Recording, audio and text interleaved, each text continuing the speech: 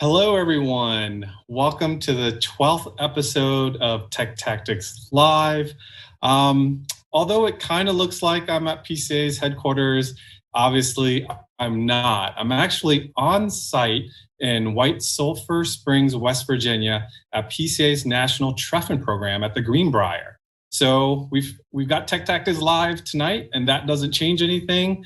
We just have to do it remote. So I have staff back at headquarters working the machines. We have our guest that's going to be piped in just like I am being right now. And we're going to cover an exciting topic tonight. We're going to cover lifts and why you should have one. I'm going to apologize in advance because after you watch this, your wallet's probably going to be a little bit lighter, even if it's buying a lift, buying accessories for your lift if you have one already.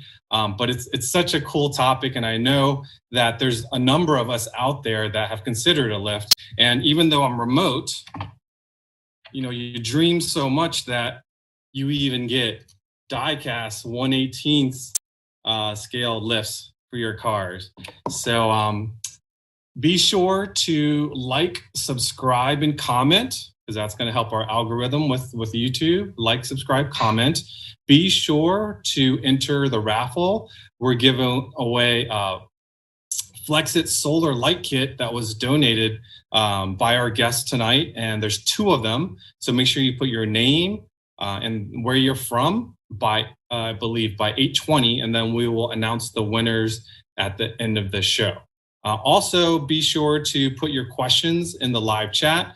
Obviously, we won't be able to get to all of them, but we'll try to get a couple of them. And we'll ask our guests maybe after the show, if we don't catch your question, we'll answer them later next week or something like that. So without further ado, let's talk about lifts, but let's introduce our guest from St. Louis, Missouri, a PCA member, owner of the Lift Superstore Midwest, Jim Dennedy. Jim, welcome. Welcome to all. How you doing? Well, first, before we get into lifts, let me just peek behind you there, and I see a 928 and a 968. So you're definitely a PCA member and a true enthusiast with those models. Absolutely. All right. So before we get into the details, those of you that are out there that are considering a lift, and this is from like the hobbyist perspective, right? If you own a full-on shop, there's different kind of lifts for those folks to kind of consider. But for your home shop in the back or something like that, that's what we're going to talk about tonight. So let's quickly run through the different types of lifts that you might want to consider. So let's roll it, Robert. First lift. I think he's pulling up the pictures here. So with the different types of lifts, please. So the lifts that are available. So here you have a 4-post lift to consider. You have portable scissor type lifts. You have a single post lift. Some of you may have never seen those. We'll talk about those. We've got 2 posts. 2 posts with the cables going across the top. And back to the 4 posts. So, parking lifts. These are like specialty lifts that we might talk about. That's parking. And then this one is a fancy one if you're really building out your space and you want a lift that goes down into the ground, sort of James Bond-esque. You might want to consider one of those. So we'll talk about those. So Jim, now that, the triple stacker. If you have the height, I highly recommend stacking 3 cars. Why not, right? It's like your Hot Wheels collection. So those are the types of lifts that we might talk about tonight. So let's talk about 2 posts versus 4 posts versus single versus scissors. But before that, let me just, for those of you that don't have a lift yet, getting a lift is a game changer. Don't consider it a luxury. Jim, I think you'll be able to tell us the price ranges people will pay for lifts. But if you're a hobbyist and you work on your own car, if you've been working out on your driveway, or if you've been working in your garage with floor jacks and jacks or ramps and stuff like that, working working on your own lift at home, well then I guarantee you, if you do some serious hands-on do-it-yourself, that first year it's going to pay for it by itself. Guaranteed. You will love it. All your friends will love it. And unfortunately, maybe your friends and family might love it so much that they'll ask you to help them and such. So that's a little bit of a negative. But anyways, it's a game changer. You're going to get a lift. I'm just going to tell you, after you watch this, you're going to get a lift. All right. So 2 posts versus 4 single and scissors. Jim, what do we need to know? Well, typically when people come into the store, we see that probably 75, 80% of the time, they actually request 2 posts because they've seen it at the local repair shop, or one of their friends had one from years ago, and ultimately they don't really know why, but that was what they were most familiar with. And after we like to discuss the specific vehicles they have, what tasks they're trying. Is it merely for storage, or is it for a service repair type aspect, or is it a hybrid where they're going to use it for storage and service? Then we start to whittle down the type of cars that they have and determine the best fit for what they want. And there are a myriad of options in each of those categories. We just brushed on the major categories of lifts. So ultimately, is it for their home garage, and what are they trying to do with it? Right. I think most people, when they initially think about lifts, there's, like you said, that's lifts that they've seen at the shops that they've gone to, right? Or maybe, 2-post lifts quickly come to mind. But, I think those that are using it primarily to work on their car, it probably is the best lift for that type of person. But I think the majority of folks, much like myself, is going to find that they're going to be using their lift primarily for parking and occasionally use it for working on their car. And I would bet that most of the people that come into your shop wanting a 2-post go home with a 4-post. Approximately 80 to 85% of the people that come in here leave with a 4-post. And the 4-post you're showing is a commercial grade. But when you're in the home enthusiast grade, you've got the luxury of it being of dual purpose. It is great for expanding the parking space in your garage. You could make a 2-car garage, a 4-car garage relatively easily, allow for more space for more toys. Exactly. Right. And also at the same time, it can serve a purpose of oil changes and, what better way to clean a car, wax a car, do detailing than when it's up at, chest level, than having to crawl around on the ground and squat down and you have a totally different perspective on the vehicle. And then even into things like brake jobs and tire rotations and those type of service aspects. We usually ask the customer, how deep are they getting into the repair, and are they planning on doing storage? Because really a 2-post is a poor choice when you're stacking cars or for storage, long-term storage. Yeah, so let me give you some of my personal experiences. I have a 4-post, which I absolutely love. And I remember when I was considering it initially, I really thought it would be limiting in terms of being able to use it to work on my cars. And we'll talk about the accessories and such for the 4-post.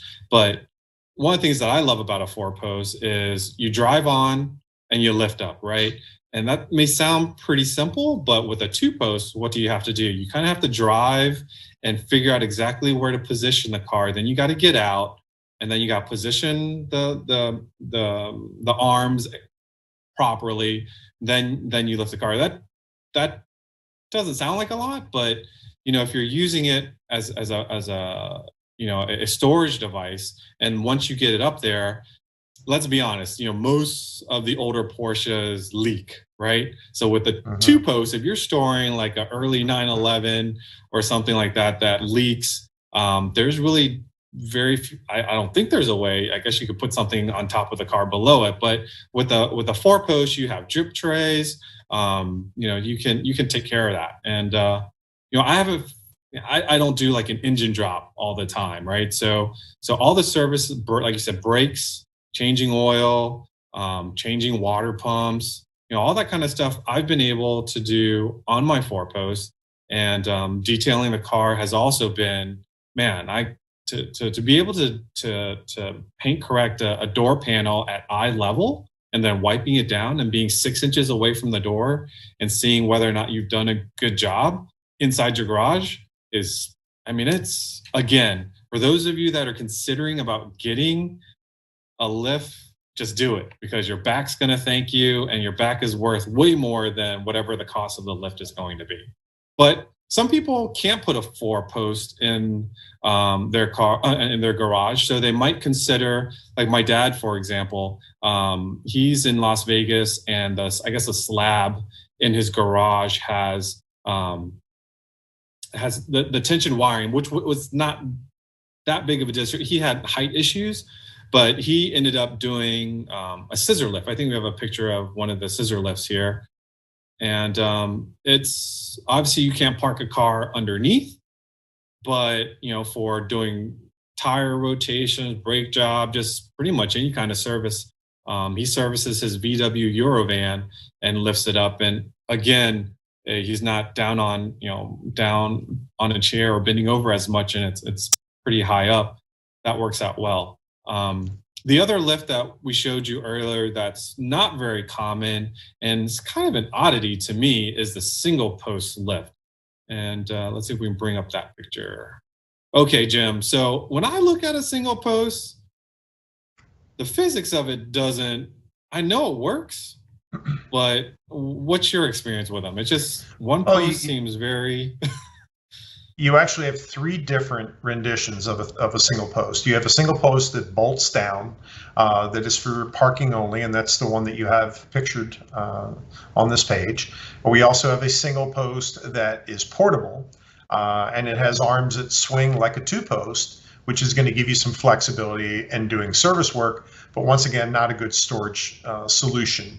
Whereas the single post that is bolted down is definitely designed specifically for storage.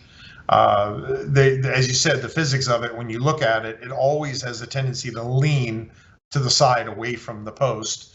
The other thing is underneath that bottom car, there's a drive over aspect as well, and you have clearance issues depending on the vehicle. So they've been out in the market for some time. But of the lift configurations that we have, it's our least common package, because once you discuss with the customers their specific needs, it's got a very specific fit only. So yeah, a buddy of mine has very limited space in his garage, and he actually had I think it's a Lotus or something like that, a fairly light car, and it fit his purpose just right. But and it's also, aren't they pretty expensive too compared to the other lifts? They are more expensive. They're exceptionally heavy because of the way you look at the physics of it. They're exceptionally heavy. They are difficult to move around. If they are one that is bolted down, they take almost double the concrete of the standard lift as far as the thickness and because you do have to anchor them. So in a home garage, if they are for storage, that is the best application. The portable ones that do have the arms, like a 2-post, are handy, but the drive over clearance is definitely a determining factor. I've seen 2-posts with the cables on the bottom versus the cables across the top. Obviously, that's why they're there. But is there an advantage to one versus another? Well, it's more of a necessity. The what's called a clear floor lift is a lift that has an overhead or a crossbar that goes across the top. Cables and hoses travel over, and typically those require a ceiling of 139 inches, which is a little over 11 and a half feet or taller. The base plate lift, which has the plate across the floor, which the hoses and cables go under, is primarily designed for a low ceiling application. The one that we have is about 111 inches tall. Still has the same lifting height and capacity, just once again a little more restrictive on the if you've got a low ceiling application, you definitely want a 2-post design.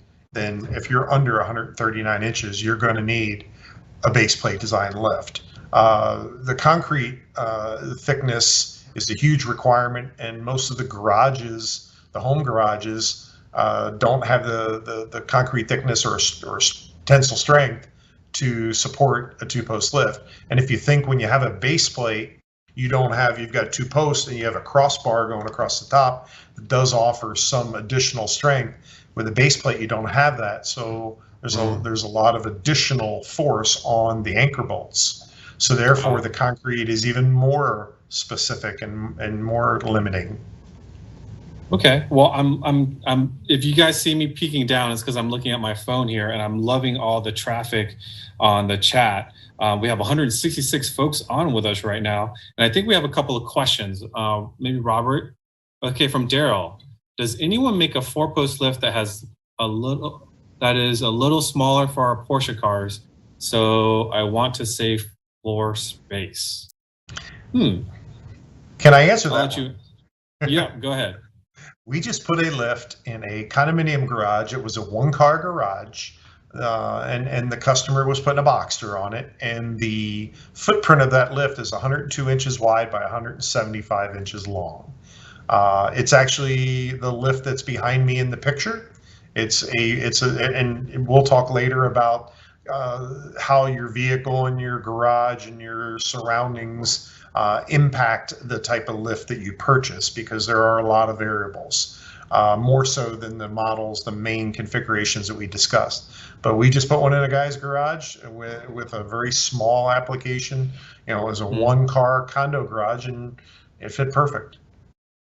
So I will kind of add my perspective or opinion on that question. Is I know you probably want to save space in your garage, but to me, you probably have other cars, or at least friends and family that have other cars, or maybe you want a small one so that they don't ask you. But I like the fact that I have some extra room on my 4-posts, because I can fit a variety. I mean, I can't fit my Honda Odyssey up there, but I can fit a good number of cars. And yeah, that's just something to think about. I mean, if you purchase something so specific to that particular car, that limits what you can use that lift for other things, right?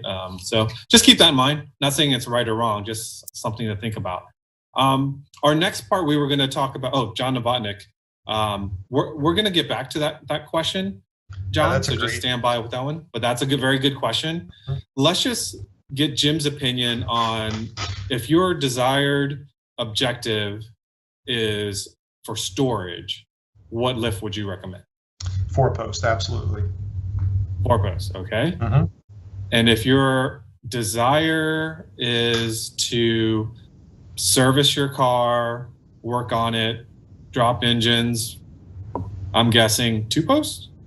Yeah, the very last thing that you stated in that question, if you're pulling motors, pulling transmissions like that is pictured, a 2-post is the only way to go, because the 4-post will be a little more restrictive. Can you get away with it? Yes, but it will be a lot more restrictive than a 4-post. Now, if you're doing brakes and oil changes and light mechanical work, a 4-post is safer, it's easier, and it's more flexible. On our sheet here to talk about, the next one was going to be if you wanted to do both. And I kind of will just go back to my own experience of, would it be a scissor lift? A scissor lift can't do, parking. It certainly is good for working on the car. But if you're going to cover both, then I would say the 4-post is where it's at. Absolutely. You agree? Absolutely. Yeah. And with the addition of the rolling jack, it makes it a very, very functional, there it is, very functional repair lift, as well as a good parking lift. And one of the things that we did miss, Vu, is that a lot of the 4-post lifts are portable. They don't have to be bolted down. They come with wheels. So it gives you a lot of flexibility. Yep. Okay, so got through that. Let's see, we talked about vehicle type and dimensions a bit. Was there some more specific things you wanted to ask? Or wanted to talk about? Absolutely. We, as a manufacturer of lifts, we constantly are looking at the new vehicles that are coming out on the market, what we're seeing in the marketplace, And, with the C8 Vet, for example, it wouldn't fit on the lift that's pictured behind me. It's too wide. It's at almost 80 inches. Ferraris, Lamborghinis, Vipers, a lot of the cars on the market as they're coming out are wider than 75 inches, and the lift behind me is got a 75-inch width from runway to runway. So we had to come out with 2 new models to accommodate the recent vehicle releases. So you're going to find that we have a lot of discussion about what type of vehicle do you have, what type of vehicle are you planning to purchase, so we can help you identify the perfect fit. And as you said, something you grow into. And then what are you primarily using it for, and what are your plans? Exactly. So the biggest concern most folks have when they're considering a lift probably has to do with ceiling height and the concrete, right? So Correct. what do we need to know about that? Well, the ceiling height is a relatively simple calculation, and we've got a picture that we'll throw up to help with it. Essentially, you take the 2 cars that you're wanting to store, or we use the term stack.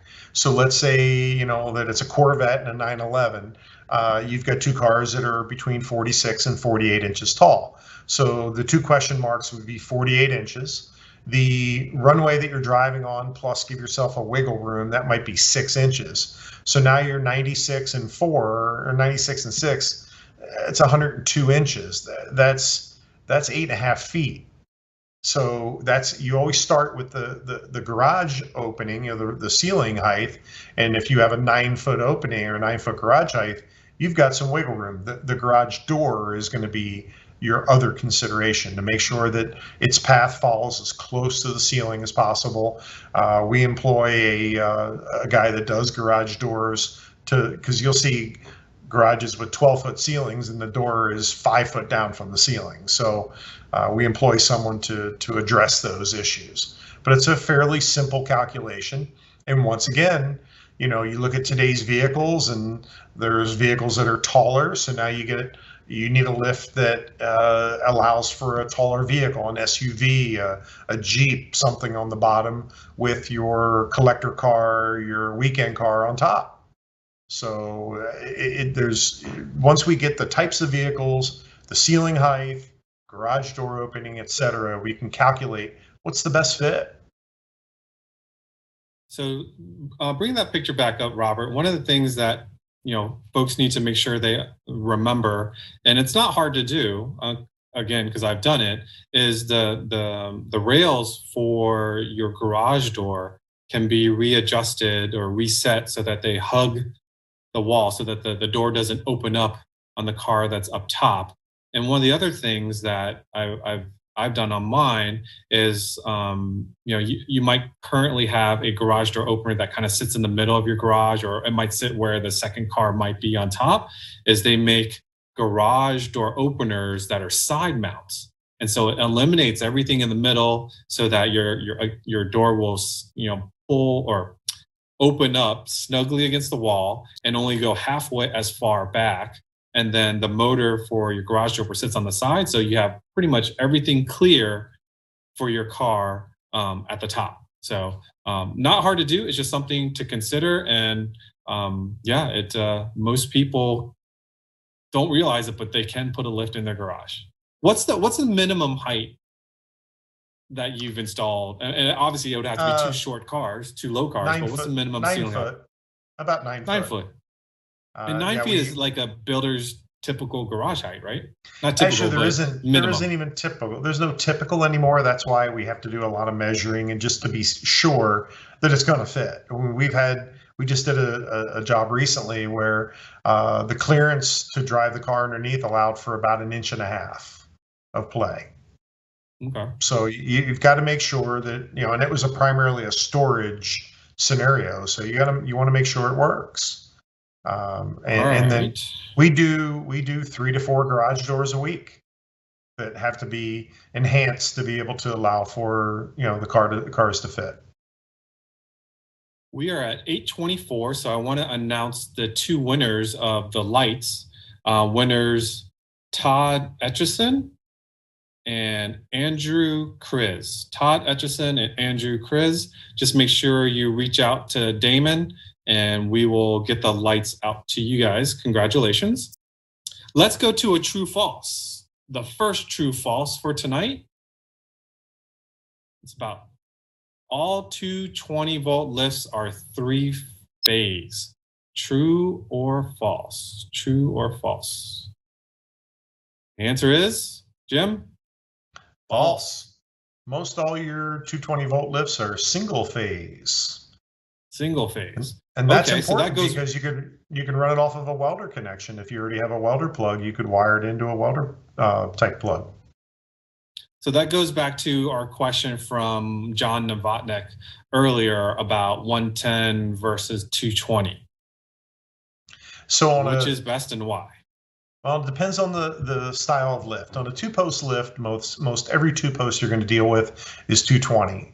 He's probably addressing the four-post lift, and and I would load that answer in the fact that the 220 volt typically requires lower amperage than a 110. Most of the 110 pumps out there, we'll call them offshore, will pull 18, 19, 20 or more amps. So you can't run them off the standard plug-in, so it becomes less desirable. The pumps we're using are will pull 10 amps or less depending on the car. They're a gear reduction style. It's actually in the lift that's pictured behind me. It's got a 110 volt pump. You can plug it in anywhere. You can run it off an extension cord.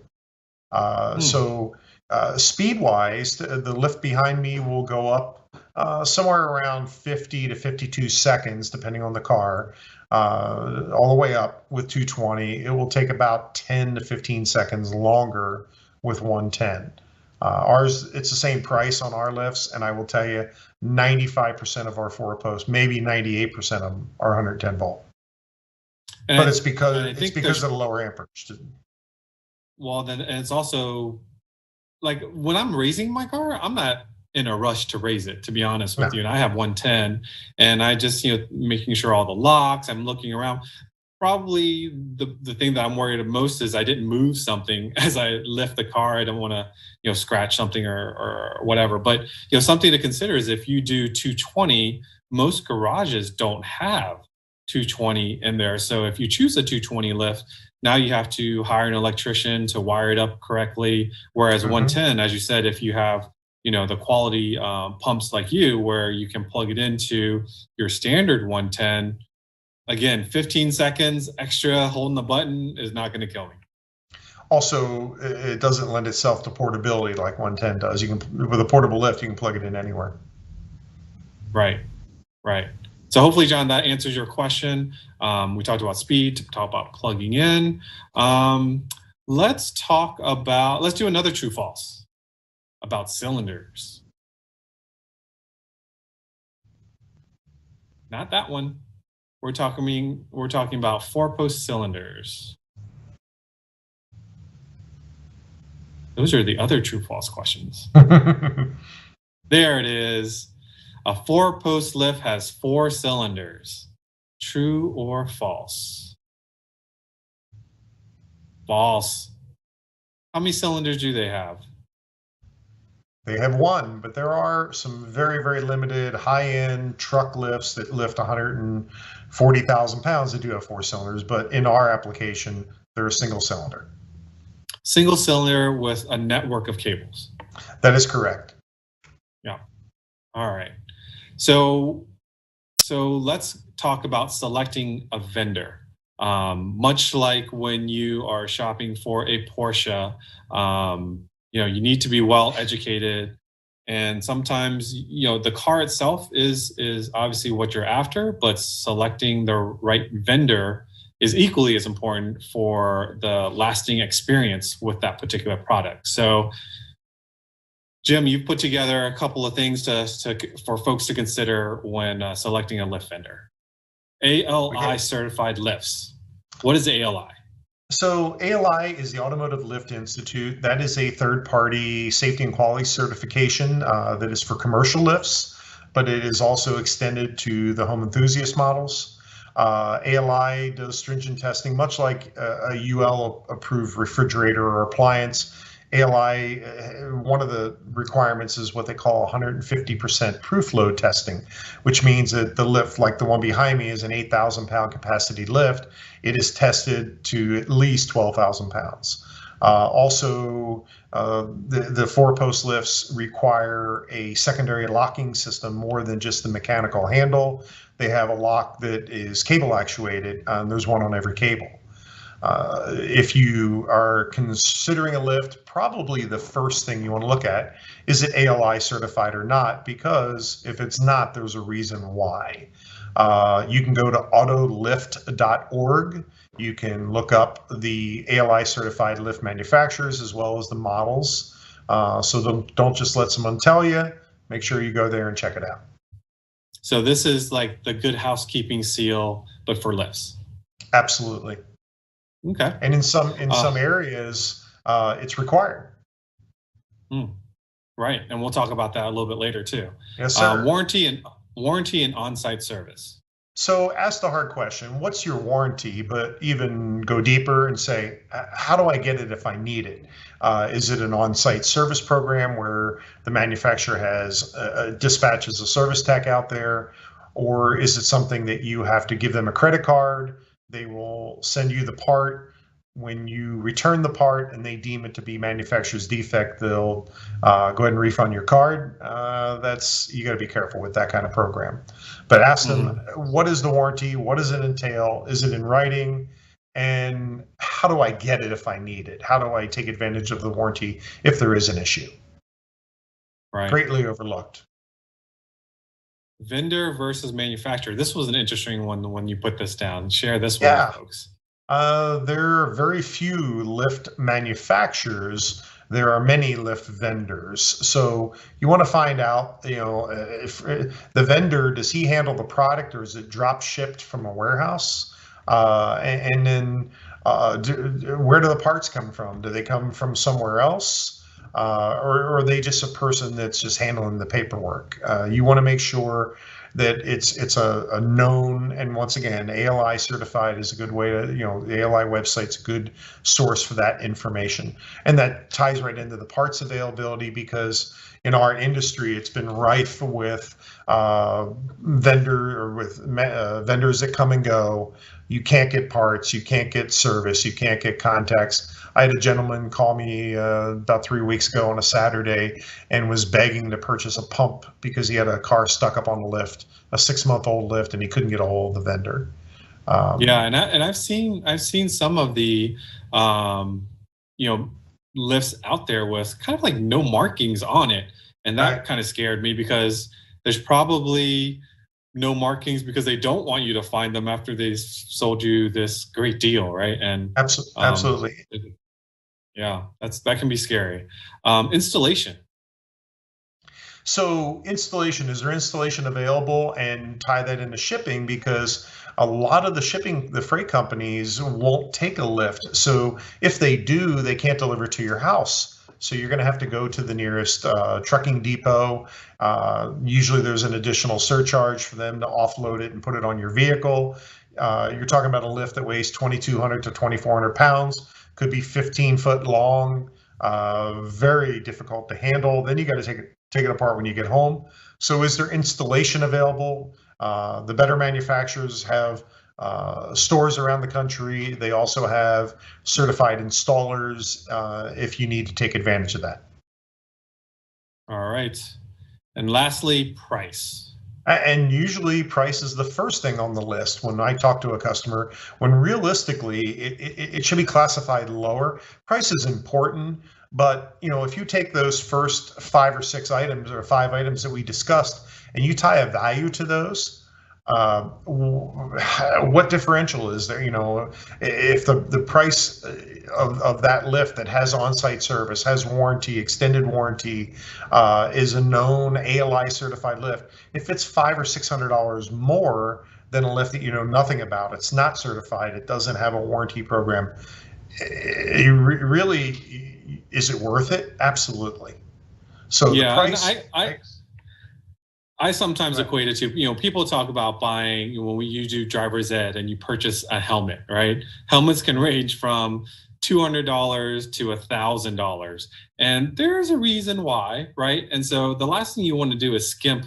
If you're going to park, let's say you park a modern 911 that's probably worth anywhere between $75,000 to $150,000, you shouldn't really skimp on the lift that it's going to be sitting on.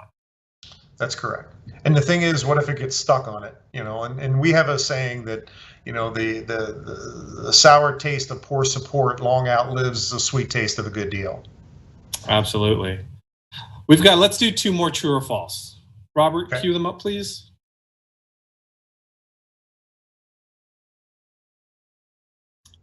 Some local state governments have lift restrictions. True or false? True. Tell me a little bit about that, Jim. That is true. And actually, our store is located in one of those areas that has restrictions. St. Louis City and County have a restriction on lift installations. A permit is required. That permit has to be pulled by a certified manufacturer. The lift must be an ALI certified lift to be able to be installed and to be able to receive a permit. So you're going to find there's other counties, municipalities that we don't have any whole states that have it yet, but you're going to see that growing basically to make sure that the people make a wise choice. Now, is it easy to find the rules? In St. Louis County, it is. I mean, if you're investing in a lift or you're investing in a piece in St. Louis County, if you put an air compressor in, you have to pull a permit. So Wow. And once again, that might be something when you discuss with your lift vendor, ask them if there is any limitations or restrictions in their area. Yeah, that's a very good point. If you're working with somebody that is familiar with your county and have done installs, hopefully have done hundreds of installs before you, a quality vendor is going to know all that information for you. Absolutely. All right, next true or false, please, Robert. Most pumps on today's lifts use transmission fluid. True or false? False.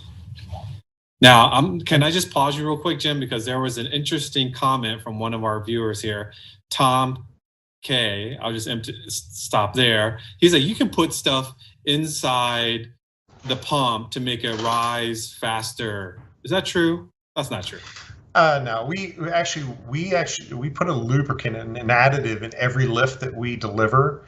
It's made by Caterpillar, and the primary purpose for it is for lubricity to make all the seals. When lifts are new, the cylinders are tighter. So the first thing is it cuts down shudder. It also offers a barrier that is going to reduce corrosion in the cylinders, especially for a lift that sits a lot, like a parking and storage lift. The key is the type of oil that you're using. If you look at the lift manufacturer's specifications, a lighter weight oil will allow the lift to work a little, maybe move a little bit faster. The challenge is 99% of the pump manufacturers that are out there do not, and they strictly are against use of any type of ATF, whereas in the past that was the most common type of fluid used in hydraulic pumps. In today's market, you're not supposed to use ATF in any way. We use AW32 hydraulic oil. So if you have an older one, do you stick with ATF and not go to the newer oil, or? It depends on what you're doing. If we're servicing a cylinder, repairing a cylinder, replacing a cylinder, we typically will drain everything and switch it over to AW32. Okay, so kind of like a coolant change. If you're changing everything, You're going to switch to the newer stuff. And ATF has a tendency to foam, so we try and get away from that. Okay, and how? Since we're talking about fluids, what is the change interval roughly? In the home enthusiast market, as we're discussing, We have lifts out there that are 10 years old and have the original fluid. The lift behind me, the 2-post, is a commercial lift that will go up and down 10 to 15 times a day. And in a conventional shop environment, we might service the fluid once every 4 or 5 years. So in a home environment where you're not going to see that type of activity, you could probably go 8 or 10 years. So are there, like, can you tell, like, if the fluid's going bad? Color. It'll change color. Okay, color. Okay, color. It'll get dark. Okay. And you'll see. But as far as performance? Really not. So you may run into a situation where you get some condensation in it. That's where you're in a high moisture area. The condensation will make it milky colored. Then it's going to be time to change it as well. Okay. I think we have a question, and I can probably address this one. Someone was asking about the quick jacks. Those are like the quick portable ones that you slide underneath your car. Again, go back to my dad in Vegas. He has the quick jacks, and for his purpose, where he was not able ceiling height, and the cars that he's working on, the quick jack works great for him. It's like a 2-piece setup, and then there's a pump at the front, and he lines everything up and lifts it up, and yeah, so they work great. Again, depending on what your desired objective with the lifts and your the space that you have, the cars that you have, it can be a perfectly viable solution. There is a challenge with lift points on a lot of vehicles, so you got to be careful with that. Yes, exactly. And actually, my dad had that particular problem, so he bought a certain quick jack for his Boxster, and then quickly found out that he had to get some sort of extension or a different type of railing to make it work on his Mercedes. So he kind of spent, again, his particular garage floor and the height he spent probably close to the same amount of a 4-post lift. And to me, so let's talk about common mistakes, because we want to make sure people that are going to rush out and buy lifts after watching the show not to make mistakes. So let's talk about common mistakes. Absolutely. We already mentioned and discussed the garage door clearance issues, but once again, I would ask that people list the cars that they have, do a little research, do some measurements on the cars. How high are they? How tall? What's the width? Typically, you want to measure the rear tires from outside tread to outside tread, and then do a little research on your garage as far as how tall the garage is in the area away from the door, and then is the door restrictive or not? Because sometimes the garage is deep enough where you can move the lift back and the cabin is forward of the door opening, and you may be able to get away with the existing door positioning. But you want to do some due diligence as far as getting the measurements down. Another big one is your car dimensions, and you can't paint them all. We have people that call all the time. Yeah, I've got some sports cars. You don't want to paint them all with the same brush. You want to make sure you measure the width of the car. You look at the length of the car. Also, the weight capacity. I mean, our starting lift is an 8,000 pounder, which will more than handle any sports car. It's more so about weight distribution. We have gussets underneath our decks to make sure you don't get any bowing. But the dimension of the vehicle, are you going to put an SUV underneath? Is it a Jeep that's a little bit taller? Is it lifted? You need to have that information. Probably the number one issue that kills a 2-post is the third item, and that's your concrete thickness. Minimum spec, you'll hear variants from different manufacturers. On a 9,000 pound lift, 10,000 pound lift, the minimum specification is about 4.5 inches of concrete. We like to see 5. Our anchors are 5.5 inches long, and they're torqued to 125 foot-pounds. So just think of the force.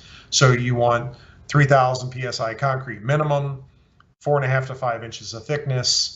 It can't be crumbled, cracked, anything that's going to be a support issue. You want to make sure that the lift is going to have any problems. The question is, what about for a 4-post? The actual specification is 3 inches. We do a show every year where we have a lift sitting in the middle of the street, and it's a blacktop street with cars on top of the lift and underneath, and there's no problem. I have some customers that have them sitting in carports. So the 4-post disperses the load so dramatically. We run into a lot of garages that have an open garage underneath. You want to make sure that they're reinforced in what the live load is, the rated live load on the garage floor is. But just think, if you're parking a car, all you're doing now is spreading out. When you put a 4-post in, you're spreading out that load even further, and you're adding about 2,000 pounds. So the key is the specification for the concrete is a little less stringent on a 4-post. Now, you had mentioned the concrete, the how thick it is in inches, but then what about what are you talking about the PSI? Like, how do you know how your concrete was poured previously, like the density of it? That's a difficult thing. A lot of times you have to rely on the contractor that did it, or when the house was built, which most of the time you don't have that information. So a lot of times we'll do a test drill. We'll look for the concrete, see is it when you drill it, is it hard to drill? Does it have a white powdery look, or does it have a yellow sandy look? Is there fiber? Is it fiber reinforced? Is it rebar reinforced, or both? And it depends on the type of lift. Most home garages will have in that 3.5 to 4 inch concrete thickness, and the gravel beneath is usually not compacted to to where it's going to support that kind of load. Whereas a 4-post is a better choice because you don't have to worry about that because you're dispersing that load out. But we have a question from Todd Burns. Can ramps on the 4-post be moved side to side to accommodate different widths of vehicle? Yeah, actually, you can. On ours, the ramps are wider. We widened our runways and our ramps to accommodate the smaller vehicles. From a smaller to a larger vehicle, we went from an 18-inch ramp to a 21-inch ramp, as well as the runway is wider. I have a customer that's got one of those 3-wheel things that pulls up onto our lift to store it. So there's a lot of variables. I have customers that take the ramps off of our lift and put them against the side of the lift and drive up and drive across with golf carts and things like that. They drive across the jack trays and park the vehicles across the lift, ATVs and side-by-sides. Oh, so they park those things perpendicular. They'll put 2 of them on top. Oh, okay. That's one way to store them. I have a customer that has the old school Mini Coopers, and he parks 2 of them across. Ah, very cool. What was I going to ask? 4-post lifts. You talked about, obviously, the 2-posts have to have anchors and bolted down. 4-posts? Bolt down? Look, I'll scoot over a little. If you look at that lift behind me with the 2 Porsches on it, there's no anchor. There's no anchors. No bolts. That lift has been sitting there for 6 years, and we rotate cars through, but it is not anchored down. And once again, if you have a lift that's portable and it has wheels, anchoring it really defeats that purpose. I have customers that want to wash their car. They'll actually take the cars off the lift, roll the lift outside, put the cars back up in the air, wash underneath, clean underneath, etc. Oh, wow. Not getting detailed warranty information and process. Yep, we talked about that earlier. We hear a lot of. I just had a discussion with a customer today, and he was internet shopping, and it was price, and I said, well, the lift you're looking at, what is the warranty? Well, he really didn't know. And then ultimately you got to ask the difficult questions. Okay, if I do have a problem, who do I contact? And is it something that I'm dealing with the manufacturer where, when I call in, you're shipping me the parts, or am I dealing with a vendor who in turn has to contact the manufacturer? Is it something that I have to give you a credit card in order to get replacement parts before they're deemed to be covered under warranty and I'm refunded? We hear that a lot. So you want to ask the hard questions. You want to see, in a lot of cases, ask them if they have a warranty policy that's in writing, or they can email you a PDF. Good stuff. And the last one, local and state regs. Right, and it's becoming more and more popular where municipalities are having limitations. Another one that we didn't cover is we have a lot of customers that decide they want to put a lift outside under a carport. We've got some restrictions on that around here.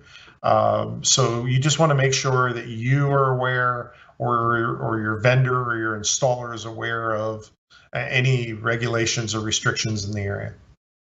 That's a good point, because if you're going to put it outside, I know my HOA would frown upon that. And we have cities and counties that frown on it as well. So it's a safety issue.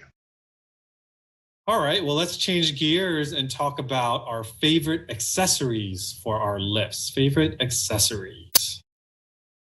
First one, we saw a picture earlier, and that was the rolling jack.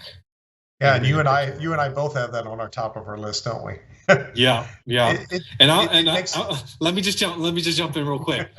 We showed you one rolling jack, and if you're cheap like me, you're gonna buy one rolling jack first, and then you're gonna realize you should I'm gonna tell you now, just buy two rolling jacks. Just do it and get it over with, because having two rolling jacks, there's nothing like it. You will thank me later. Go ahead, Jim. It's what makes a 4-post lift that originally was considered a stacking or a storage lift. It's what makes it a service lift. You can do brake jobs, you can do suspension work, you can do tire work, you can clean in the wheel wells. We have a lot of detailers that are going to that level of pulling the wheels off to clean them. It changes the game. We're at about 35 to 40% of the lifts that go out of here have at least one rolling jack. And rolling jacks, I think they come with two styles. One where it's like a manual pump, and then some where you connect it to air. I have the manual pump. Sometimes I dream about having the air one, but do you have a preference? Well, once again, it depends on the lift that you have. In the home enthusiast market, most people either don't have an air compressor, or the other thing that you have to consider is your hand pump one is a really low profile. If you were to put, and because we have the same low profile 3,500 pound capacity jack, if you were to put an air pump on it, which we have it as an option, that it's almost 3 inches taller. So now your drive over clearance is a major issue. Good point. This is why you watch Tech Tactics Live, is you learn little points such as that. I didn't realize that. So I don't feel so bad that I don't have the air one. The manual one and the added weight. And the added weight, exactly. And waiting for your air compressor to pump up so that you can lift. Right. So sometimes just a good old fashioned manual pump is the way to go, I guess. The next one is the casters. We talked about this earlier for the 4-post. And this, just makes your lift movable. And like you said, you have customers rolling their lifts outside so that they can do some car detailing underneath on the driveway, as opposed to spraying their car inside the garage. We actually deliver lifts assembled. We delivered this week, we've delivered 4 lifts out of here assembled, where they're on the wheels. They're built here, including the rolling jacks. We have a special trailer that we designed that enables us, if your garage door is big enough, I can deliver it assembled. So we pull up to your house, we roll it in, we plug it in, we show you how to use it, and we leave. It speeds up the process. You don't have to spend sitting at home waiting for us to build it. It also allows us to fit it in. We can roll it right in your garage. Where it came from is we do a lot of car shows and auctions.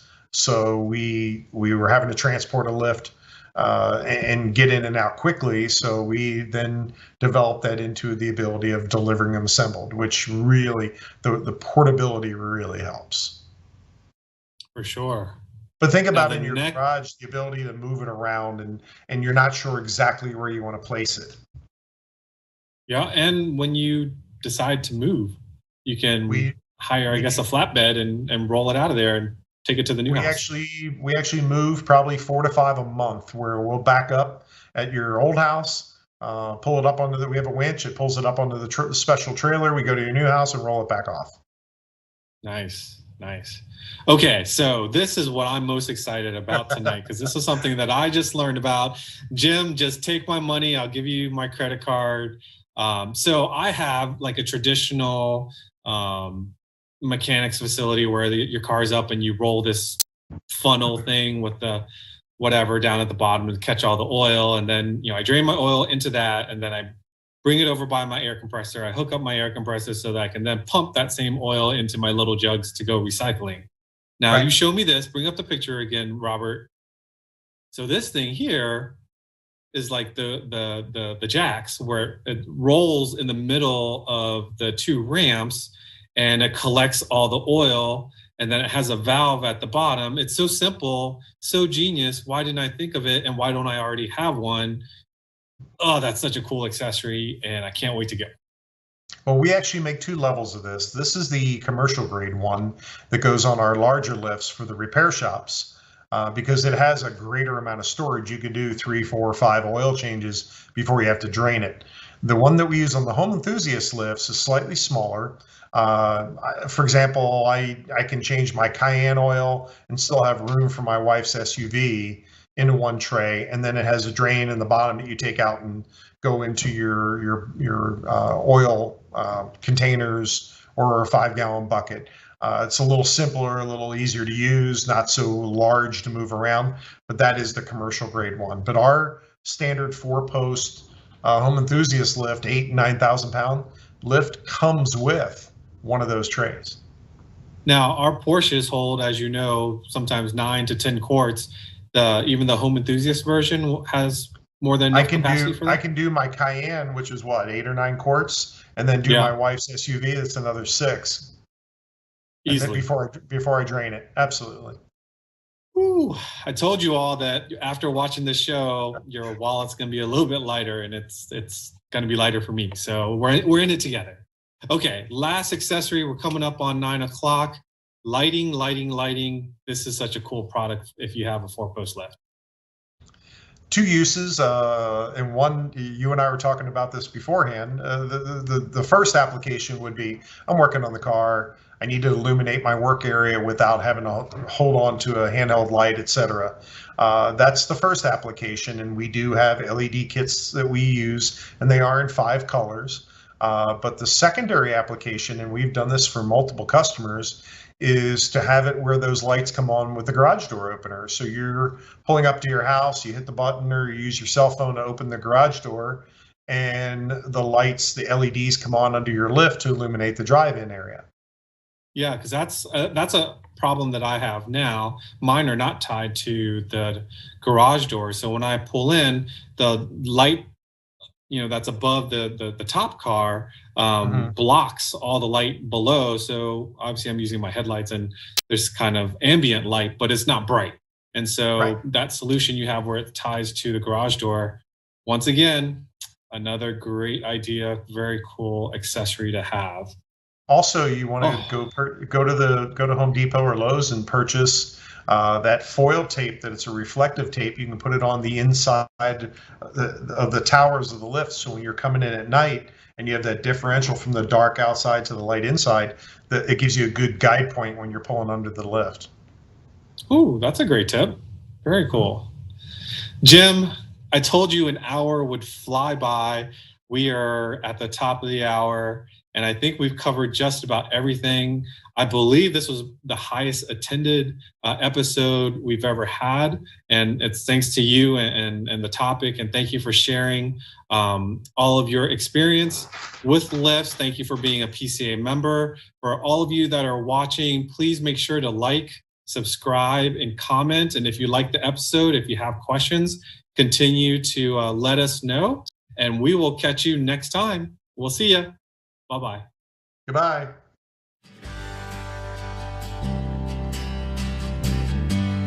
Jim, you still there? I am.